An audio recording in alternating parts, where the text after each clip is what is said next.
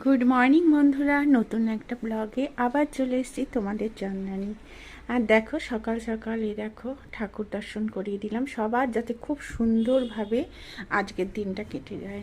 আর চলো, এই যে দেখো আমি খাটের চাদর একদম মানে তুলে ঝেড়ে গদি টদি ঝেড়ে একদম টিপটপ করে রেখে দিয়েছি। আর দেখো আমার ব্যালকনিটা কত সুন্দর, শীতের জন্য কত সুন্দর রোদ এসছে দেখো। আর গাছগুলোতে আমি সব জল দিয়ে দিয়েছি।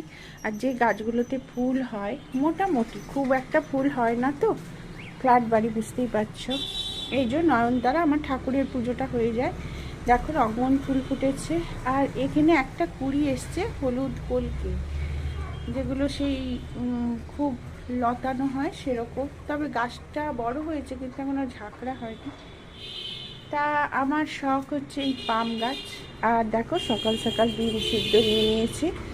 আগে আমি নিজের কথা একদমই চিন্তা করতাম না, কারণ মেয়েরা তখন ছোট ছোট ছিল, মেয়েদের খাইয়ে স্কুল ছাড়া টিউশনি, নাচ শেখানো, গান শেখানো, আঁকা শেখানো, এক মেয়েকে ছাড়ছি তো আর এক মেয়েকে ছাড়বো বলে রেডি হচ্ছি, এক মেয়েকে ছাড়তে যাচ্ছি আর এক মেয়েকে আনতে যাচ্ছি, এই করে করে আমার এতগুলো বছর কেটে গেল। মেয়েরা এখন, আমার বড় মেয়ে ইঞ্জিনিয়ারিং পাশ করে এখন টিসিএসে চাকরি করছে পুনেতে, আর ছোটো মেয়ে মেডিকেলে চান্স পেয়েছে, অবশ্য ডেন্টালেও যেতে গেলে অনেক মানে র্যাঙ্কটা ভালো করতে হয়, নাহলে পাওয়া যায় না।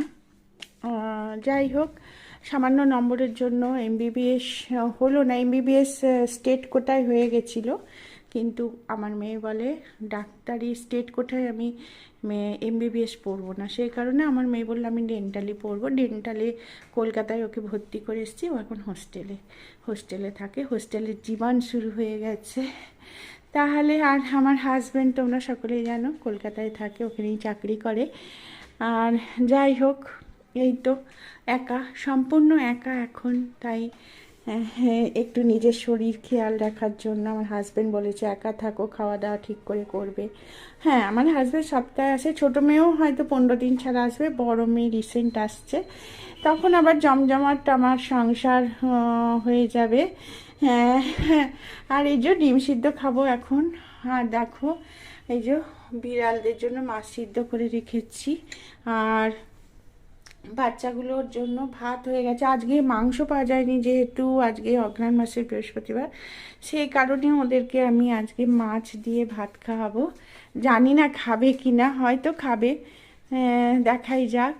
দেখো বেসিন টেসিন সব আমি পরিষ্কার করে নিয়েছি।